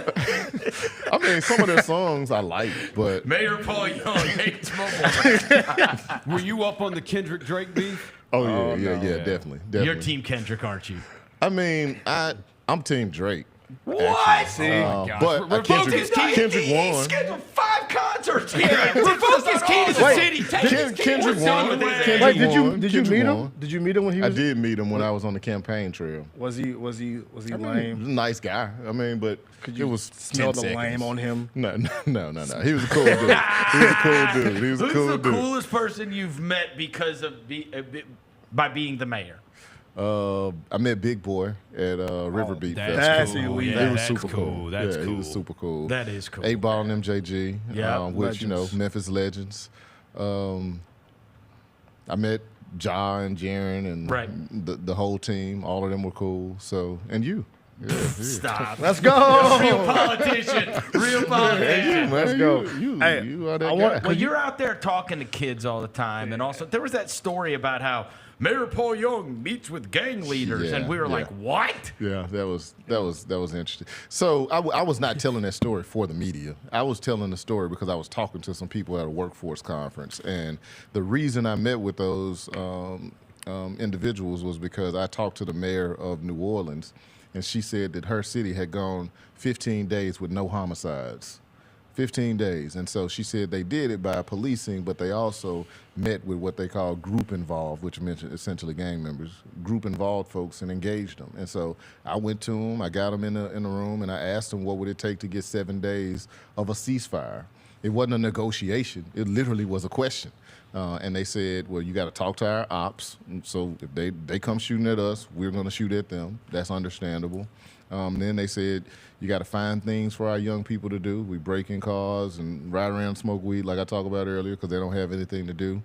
Then they said, we got to find ways to get money for these young folks because they're hurting, their pockets are hurting. And then they said something that made me feel convicted, like I need to do more. They said, well, you're asking us to tell them to stop shooting and doing the crime, but we think that you need to come and tell them your vision and talk to them yourself because they don't see people that look like you. You're from Oak Haven, and we don't ever see nobody like you in our hoods. And so we need you to come over there and talk to them directly. And that made me feel convicted, like I should be doing more. And I tell that story to people because I want them to feel the same level of conviction because they're not just talking to me, they're talking to all of us because these kids are dealing with circumstances that many of us can't fathom. It's totally different than, going home and opening your garage, going in and scrolling on social media and talking about how crazy these kids are. These kids are out there in it. Nobody's asking them what time you get home and what you want for dinner. They're just on their own. And so we got to engage those young people in a different way. And so I don't regret the conversation, and I want to have more conversations. Because you're attempting to learn what is going on and how do I stop this. Exactly. Not just learn, but also influence. How can my presence, how can I use, since I'm in this role as mayor, I want things to happen while I'm in this role that wouldn't happen if I wasn't here. And I feel like me being proactive and going out and talking to these kids, and they see me coming in with J's on and, being able to match their vernacular. And, when I'm sitting with them, I'm like, don't talk to me like the mayor. Talk to me regular. I'm a regular dude. And that resonates with them. And I think that we change Memphis by doing that en masse. Me doing it and others doing it. I see it all the time with Tony. Yeah. I mean, he's a prime example of someone like getting him out there talking to. It's different than they someone relate else. to him. Yeah. We used to do this thing with JIF, juvenile intervention and faith-based follow-up, and I would watch those kids listen to him, right? And he could say, "You are me." Yeah, and the it only makes a difference, and I could have gone south 100 different times. And he could hoop, and it changed it for him. That's right. Or else I would just be dead or in jail. Yep. Right? Yeah, it means so much to see somebody that looks like you. That's right. right. Even like when I was in school, when I was in high school, man, that we would see. I always thought the industry we work in right now was all just. But Stephen A. Smith came to my high school. Yeah. And I was like, And you from Memphis, right? Born and raised, yeah. Okay. And he came to our high school, and I was like, oh. And he went to Houston. He came Houston. to our high That's school what's for up. like a little assembly, and I was like, oh, okay, this is possible. Right. Because you never see nobody that looks like you. Yeah. So then now you. look It around. matters, man, when they can feel that connection to people that come from where they from and that are, similar backgrounds. That's so, right. we're just going to keep working, man. What criticism bothers you the most? Man, Come on. I'm trying to think there's of something one. that gets under your We don't skin. need the Twitter trolls that have no ammo. Yeah, I mean, I really still have started to tune them out. I think the thing that annoys me most is when people just don't have real facts. Somebody sent me a message and called me a coward or something crazy like that. And so sometimes those messages, like when you see it, you're like, hold on. Who's this dude talking to? And I'm like getting ready to respond, like, no, put the phone down. And then you just go on to something else, and you just move on You past have it. to get super thick skin. Yeah, you definitely have to have thick skin. But I can't imagine, right? That's something you jump into. Nobody was criticizing you before you get that job, right? No. You're never dealing with it. I mean, you may have somebody say, like, I don't trust government or everybody's stealing money, blah, blah, blah. They say things like that, but you don't really take that serious. But when they say, you, Paul Young, are this and that, like, that makes a difference. And that can get under your skin at times, but I have learned to pay no attention. And now I'm starting to see it even less. Like, I mean, I'm not saying it doesn't exist, but I just don't Why did seek you it out. want to be in government? You seem like such a normal guy, and yet we do. We all hate politicians. Yeah, I'm a real normal dude because I want to make a difference. Like I really, really believe that in my heart that I am here for a time such as this. And I think that Memphis is getting ready to go through a shift, and we needed the next generation of leadership to step up. And I had been training for it for so many years, and I thought it was time. So I think this is jump in it. authentic, don't you? Yeah, I mean, I know. that's real, Look, yeah. politicians always make everybody feel good, Wait, right? I got one authentic But like, question. I don't. I mean, I'm not I a know traditional you're in politician. politics, but Yeah. I do feel like you got into it for the right reasons. Yeah. You know what I mean? Man, we're gonna make a difference for Memphis, and then I'm gonna do my 8 years and get out of the way and let the next person do it. Shout out. I need your Mount Rushmore because you're from Memphis. You went to high school in Memphis. Yep. You went to East. I heard that. Tony Harris, all of them. I need your Mount Rushmore of Memphis high school hoopers. I gotta put Tony up there because that's Okay. my guy.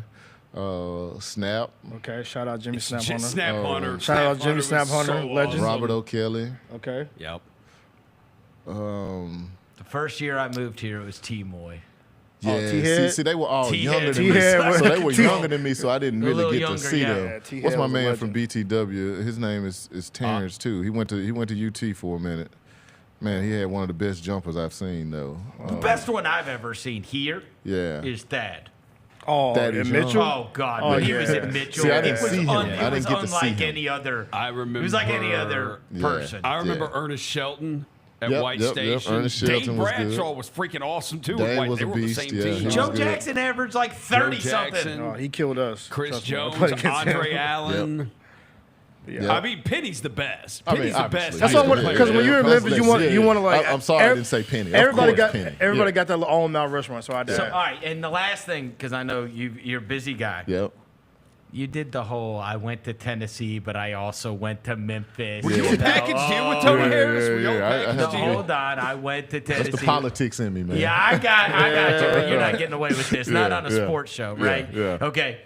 Are you go big orange? Yes. Or go Tigers go? Yes. When it comes, like, if we're gonna lock horns at FedEx Forum. Oh, I'm going for the Memphis. Oh, Okay. No question. No question. If we're playing each other, it's going to be Memphis. Oh. Yeah, no question. I was worried. No, I don't was worry. worried. Don't When worry. he said Tennessee, I was like, I hope you don't have any orange in the closet.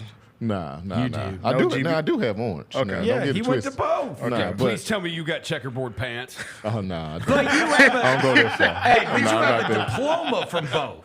I have So- a diploma from both. I have two from Memphis. Actually. Yeah, I know. So yeah. that's totally fair. Yeah, You know what I'm yeah, saying? yeah. There's a lot of people, everybody around here resents the Tennessee football, Oh, no, Memphis no, no. basketball fans. Yeah, nah, and then they've nah. started to like the Tennessee basketball because they're good. because they're great. But when I Yeah. moved here, it was like half the city was like a Tennessee football fan, but a Memphis basketball fan. That's pretty Seriously. much how I have been. but Well, for sure, because Memphis football was. but now Memphis football has come up, so Right. I'm a Memphis football fan too. Yeah. All right. Thanks, All right. buddy. Thank y'all, man. Go- This was fun. Go fight for the city. Yeah, let's do it. He's the mayor of Memphis, Paul Young. Back into this. Chris Vernon Show. Marge Simpson? Come on, Bennett. You'd hook up with Marge Simpson? Yeah. You ever see the ones with her hair, when she lets her hair down? You're attracted to Marge Simpson. Marge is cute. Cute. Legacy. I mean, yeah. I mean, I respect her. Yeah. But she ain't Jessica Rabbit. No, she's not Jessica Rabbit. She's not Jessica Rabbit. No. The Gary Parrish Show, live weekdays at 10 a.m. on YouTube at Grind City Media and the official Grind City Media app. I think we have the college basketball title futures. UConn's #1. I really like Houston. I'd have them winning it all, but you can't be giving Drake jerseys. What is wrong with you? Maybe the Drake curse is stronger in college basketball. How long has he NBA. been riding with Kentucky? He wore an riding with Alabama Kentucky? jersey and Saban retired. The Odds Couple with Rob Fisher, Lang Whitaker, John Roser, and CJ Hurt live Thursdays at 2 p.m. on YouTube at Grind City Media and the official Grind City Media app. G.G. Jackson, I don't know if you know this, CJ, youngest player in the NBA, does not turn 20 until December of this year. He was the 45th pick in last year's draft. He becomes the first teenager, I believe, to be named to an all-rookie team without having been a first-round pick. Shout out G.G. Jackson. Tune in to the Jessica Benson Show with CJ Hurt live every weekday at 8 a.m. on YouTube at Grind City Media and the official Grind City Media app. Now for a limited time, the new $1.99 crispy tender wraps are here at Sonic. Who could deny a crispy chicken tender with bold flavors like hickory barbecue and cheesy Baja? And we can't forget the crisp lettuce and melty cheese to make the perfect bite. Wrap yourself up with some TLC, tender, love, and chicken for only $1.99. Sonic $1.99 crispy tender wraps. Tax not included, limited time only at participating Sonic drive-ins. LifeCare Ambulance is proud to be an official partner of the Memphis Grizzlies and FedEx Forum. At LifeCare, they wear their hearts with pride. Their passion is their people. They want you to love what you do and where you do it. Their employee-driven culture encourages a healthy work-life balance and supportive work environment. They invest in your success and well-being so that you can provide the best care for the patients that they serve. Join the incredible team of EMTs and paramedics in Memphis, Nashville, and across the nation today. Learn more at lifecareamb.com. If you look at it as far as the number 9 pick over the years, there's been some pretty good players that have surfaced at number 9. Of course, Dirk Nowitzki, who won a championship. There's been a lot of great guys, but who knows if there is a great guy in this draft. Hey, Grizzlies fans, be sure to tune in to Grizbeat, where the panel and I break down all things Grizzlies and take a look at the rest of the NBA as well. The show is live every Wednesday, 2 p.m. on YouTube at Grind City Media and the official Grind City Media app. Marge Simpson? Come on, Bennett. You'd hook up with Marge Simpson? Yeah. You ever see the ones with her hair, when she lets her hair down? You're attracted to Marge Simpson. Marge is cute. Cute? Legacy. I mean, yeah. I mean, I respect her. Yeah. But she ain't Jessica Rabbit. No, she's not Jessica Rabbit. She's not Jessica Rabbit. No. The Gary Parrish Show, live weekdays at 10 a.m. on YouTube at Grind City Media and the official Grind City Media app.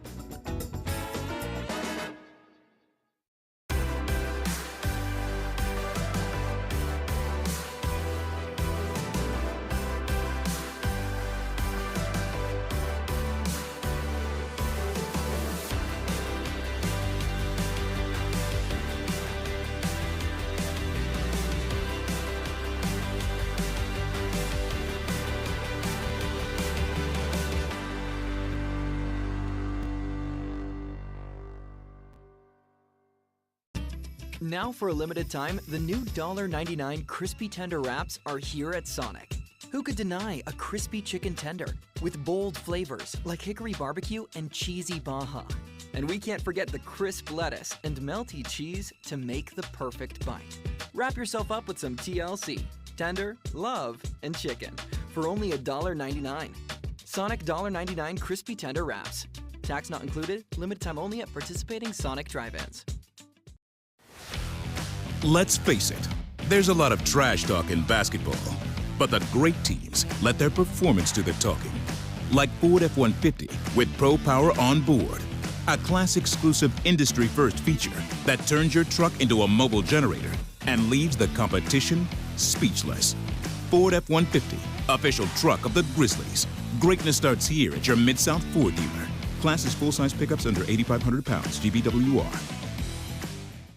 Welcome back to the Chris Vernon Show on YouTube at Grind City Media and the official Grind City Media app. Presented by Caesars Sportsbook. Now, back to your host, Chris Vernon.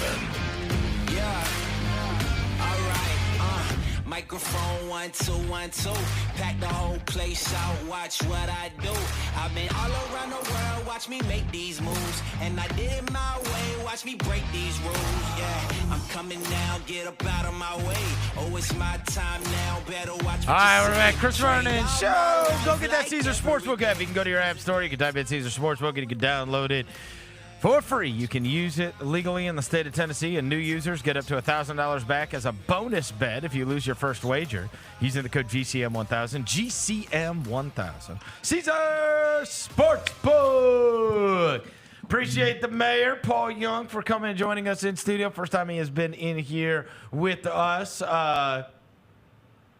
We were just talking at the break. Like, he's a super likable guy, right? He's a cool guy. I know a lot of people that know him. We have a lot of, if you've lived in Memphis for 20-something years, you're going to know a lot of the same people, right?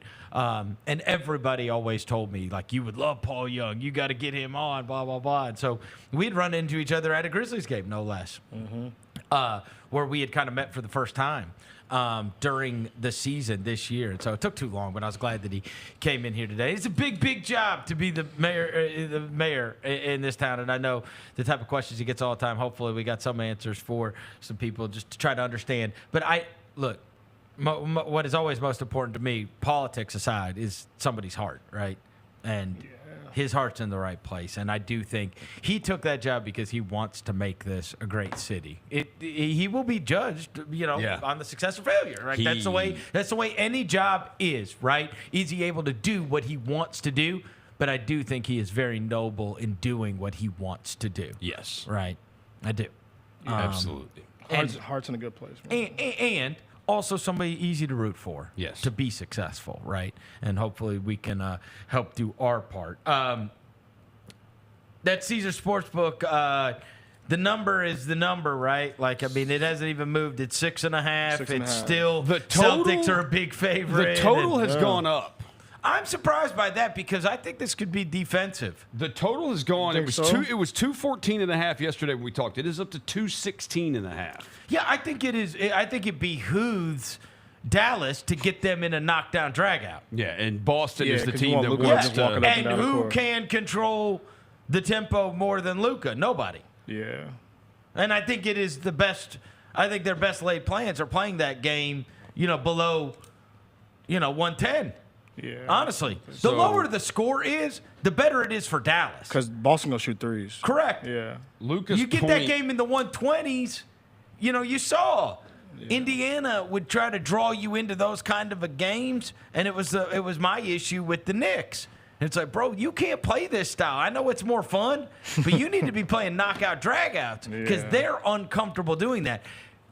Boston's going to be much more uncomfortable playing a you run a play, we run a play game. And I do think the tempo is going to matter a great deal. Dallas played a lot faster this year than they have in years past, but I do think that there is I think Dallas also is better equipped to play against some teams, i.e. Minnesota. It did not behoove you because now their length and their size and everything else, it's not as advantageous in the half court. Whereas, dependent upon what Porzingis looks like, I don't think they will be nearly as fearsome to play in half court basketball against Boston. And they want to set up their defense. You know what I'm saying? Because they do that boxes and elbows thing.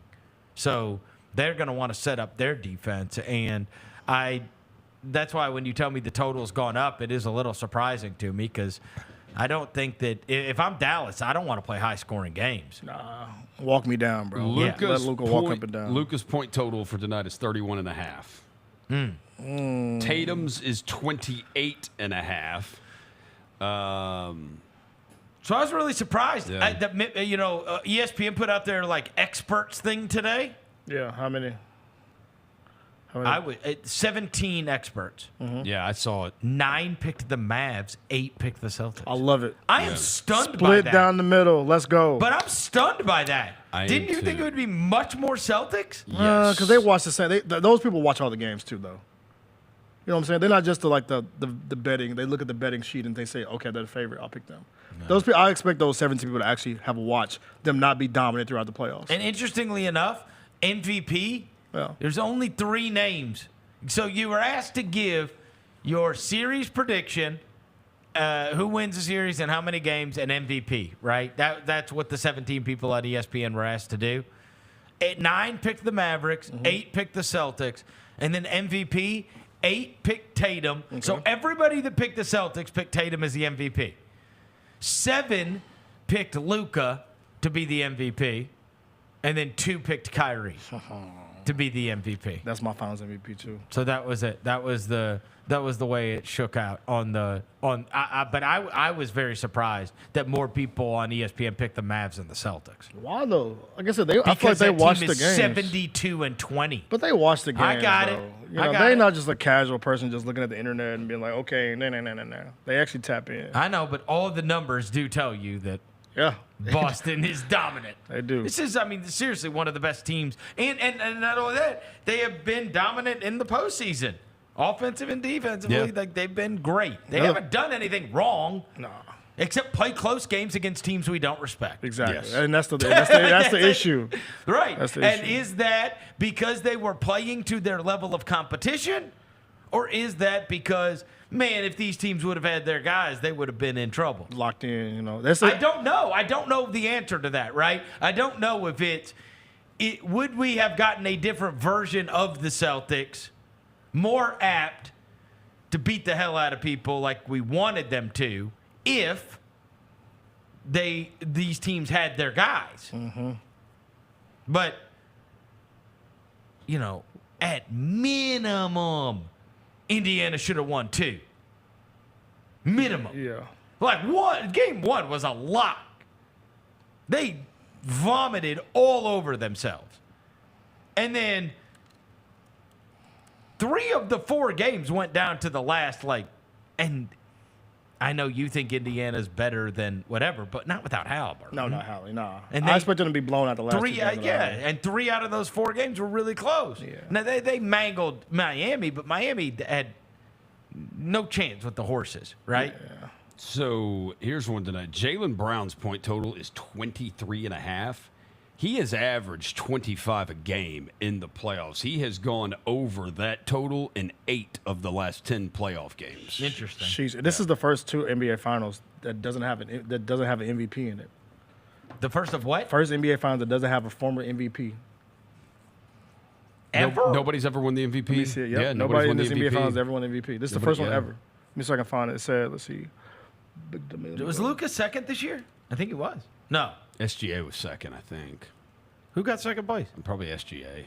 It was Jokic and then who? Was it SGA? I'm looking at the MVP. I think I had Luka too. It was SGA? Yeah, prior to this year, 31 of the past 33 NBA champions had a current or former MVP on the roster. Oh, well, yeah, because, I guess even when Detroit made it, it was Shaq and Kobe on the other side, right? Mm-hmm. Yeah.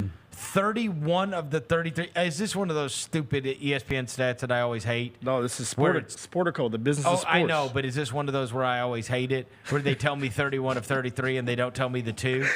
Oh, that is so annoying. Wait, no, wait. The 2, wait. Since the MVP report was given out, 65 of the 7 NBA Finals featured a player who had won it. The 2 outliers, there we go. Oh!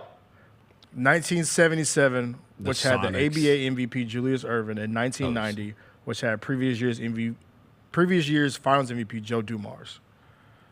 Oh, yeah, because I guess none of the Pistons. Yeah, I guess you're right. They didn't tell us the 31 out of 33. They didn't tell us the other 2. Well, no, they did. Oh, That was it. Irving and Dumars. Okay, bet. Okay, bet. And they're saying Dumars was a Finals MVP, but not a regular season MVP. Yeah. Yep. Interesting. That's crazy. Well, you look, for so many years, and we talked about this the other day, whether this is good or bad, but for so many years, you were featuring, there was like a handful of teams, right? There's a handful of teams that made it. You remember it was like, what was that thing last year? It was like Phoenix or a couple of years ago. Phoenix is the first team that's not from Texas or California that's made it to the finals in ever. Right. It's like the last 30 years. Right. Remember, it was something crazy. It was like, wasn't it? It was those 2 states, wasn't it? Yeah, hold on, let me find it. You were either from Texas or California. Because Yeah. it was L.A., Houston, San Antonio, Dallas. Let me see. The Warriors and the Lakers. The stat was the last Western Conference team not from Texas or California to win the NBA Finals were the Supersonics. That was written 2 years ago. That's the last team that was not from California or Texas. The Supersonics in 1979? That's insanity. Yeah. Yeah, that's well, because you think, right? Until the Nuggets did it. Until the Nuggets broke. The Nuggets broke. The Nuggets. So that's what this is from 2 years ago. Yeah. But before and that, Phoenix Nuggets had the chance. And Phoenix had the year chance before. the year. Yeah. And then they got Giannis. Exactly. Before that, though. Because I remember the stat from the Phoenix year, them saying that. Because I remember going back and looking and be like, what? Yeah. Because the Blazers have been there a couple times. That's insane. Warriors, Lakers, Spurs, Rockets, Dallas Mavs. won, yeah. The It said Blazers- Lakers 11, Spurs 5, Golden State 4, Houston 2, Dallas 1. That's wild, yo. Yeah, Utah's been to the finals. Portland won back when Lionel was there and Bill Walton was there. But Portland has been to the finals though. Like they lost to the Pistons and they lost to the Bulls in the finals. Yeah, that's We crazy. know Blazers versus Bulls. Yeah, Blazers versus Bulls versus Bulls. Blazers, I guess. Yeah. Also the video game. Yeah. That was the the classic, predecessor to yeah. NBA Live. Yep. Classic. Bulls versus Blazers. And before Bulls versus Blazers was Bulls versus Lakers. And where here we go David again with another Robinson was Texas awesome. team. What the hell? Yeah, that's weird. It is weird. It is weird that you've got all these teams in the Western Conference and every title comes from two states. Yeah. I mean, in Texas, you pay low taxes, and in California, you got the sun. I mean, when you think about it, how many teams are in the Western Conference? 15?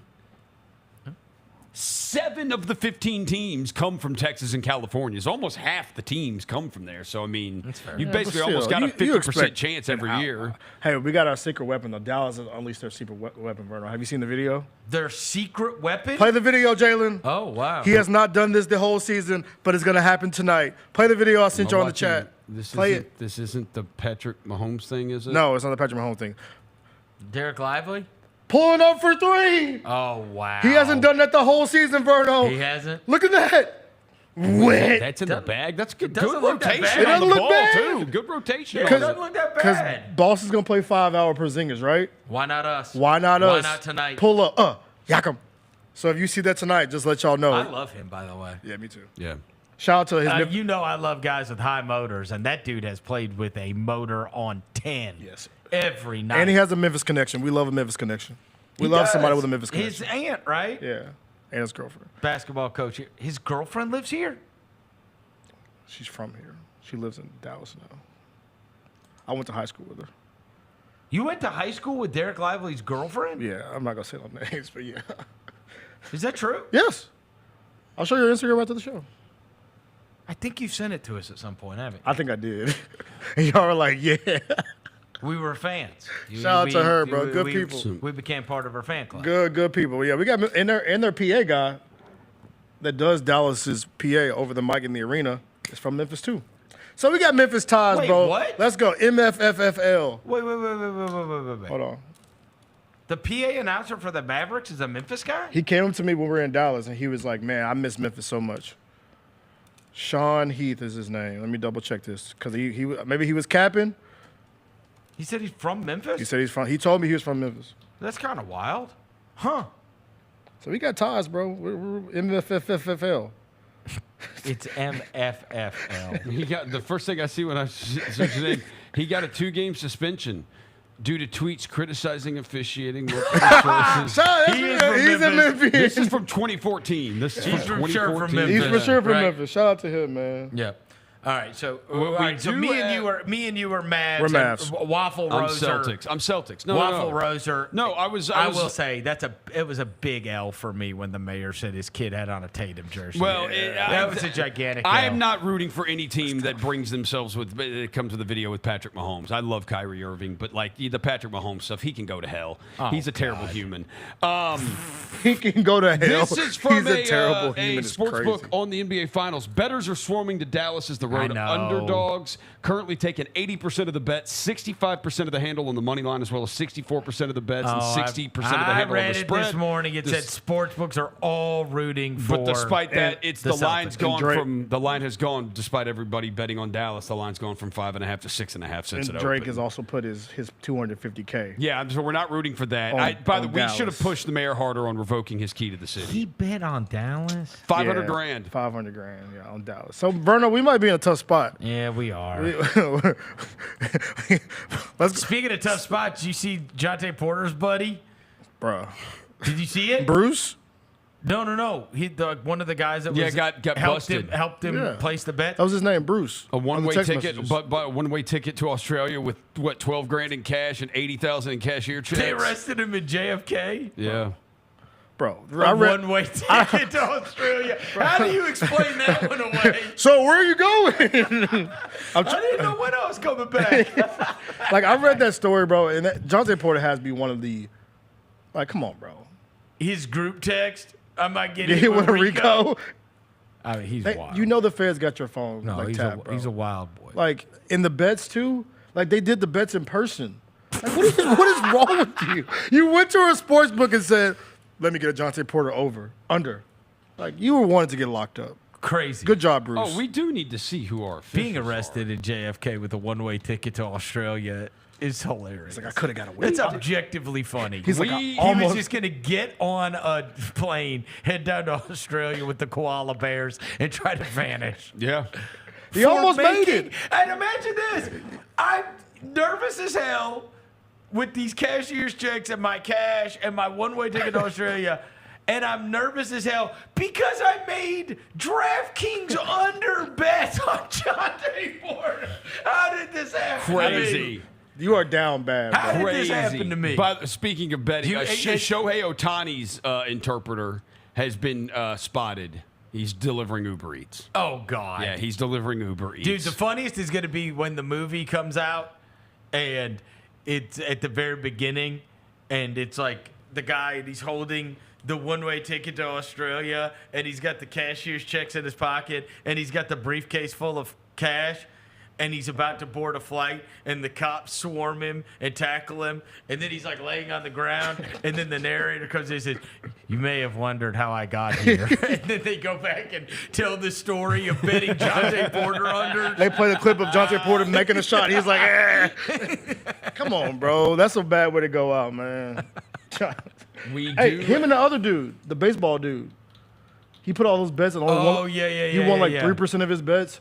Now you can't play baseball ever again because you won lifetime ban. 3% of your bets, bro.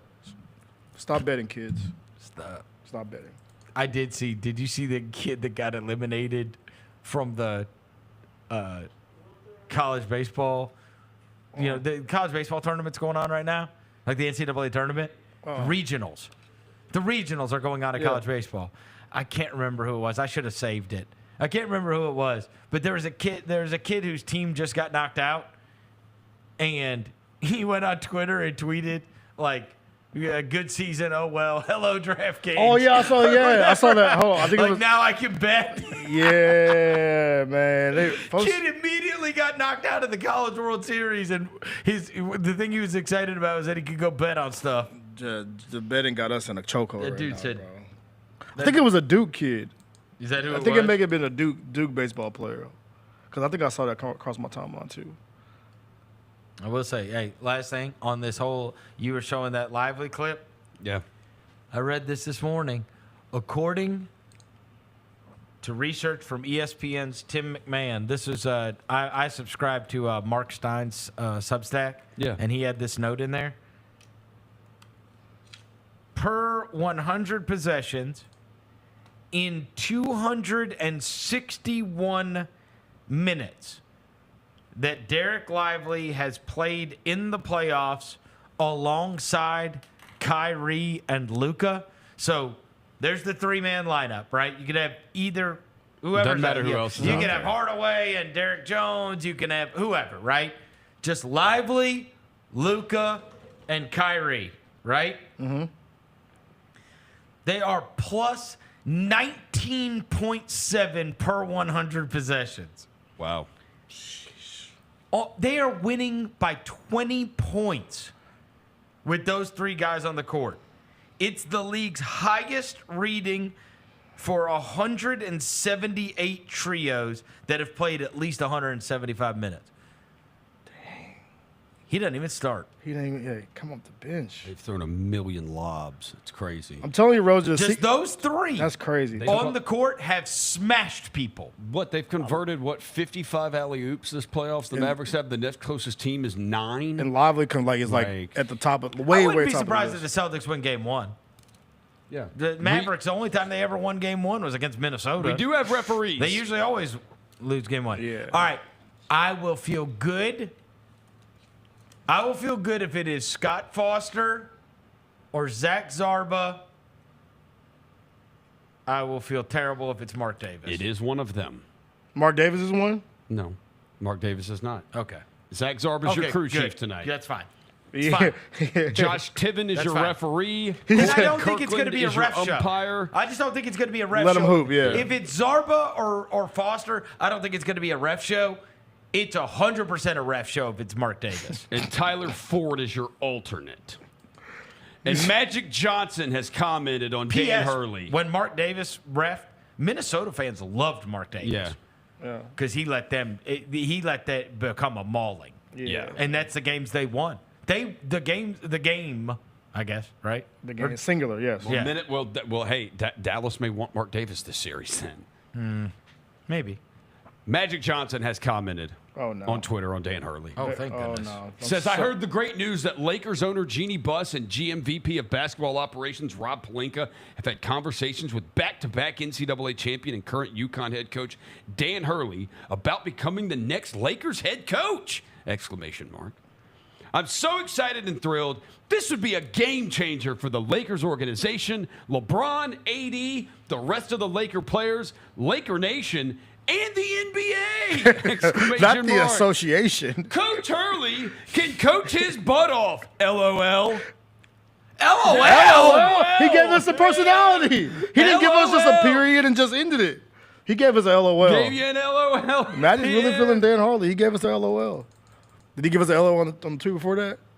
He can coach his butt off. LOL. That's what he said. Damn, man. It may be written in the sky then, bro. If you got Magic showing the emotion Magic on Twitter, endorsement? Yeah, Magic gave you some emotion on Twitter. I just can't see it. Great basketball coach. I just don't know if his demeanor is Yeah. for the NBA. I showed Roser He's high strung, bro. a video of He's high strung. He making players run the stairs. He's high strung. You think AD and Bron are running the stairs, bro? No, I think he's high strung. Damn, Dan Hurley. Yeah. High strung. Old school. Yeah. Mm-hmm. He won't make you. So, do you think he could be a chameleon though? I can't. Or do you think he's Maybe like, he is a great basketball coach. yeah, There's no question. He can blend into any environment type thing. Maybe. Or he might just be super Billy high strung. Donovan did. Hey, Yeah. maybe he's... Billy Donovan was super high strung at Florida. Billy Donovan is he's a fine NBA coach. Yeah, he's Not decent. amazing. They're but I mean, mid. Maybe Dan Hurley's going to be like the new Pat Riley. Maybe. Like, Pat Riley puts these dudes through 3-hour practices and, like, it was famous for, like... guy, it doesn't play the same way anymore. Nah, you can't do that no more, bro. It does. You ain't putting Bron, AD, and Max Christie through 3-hour practices. No. I'd love to see him make Anthony Davis run stairs. I really want to He'd see fake an injury on the third stair. All right. Woo! I'm ready for tonight, y'all. Yeah, I am too. What y'all ordered for? What y'all eating while y'all watch the finals tonight? I haven't really thought about it yet.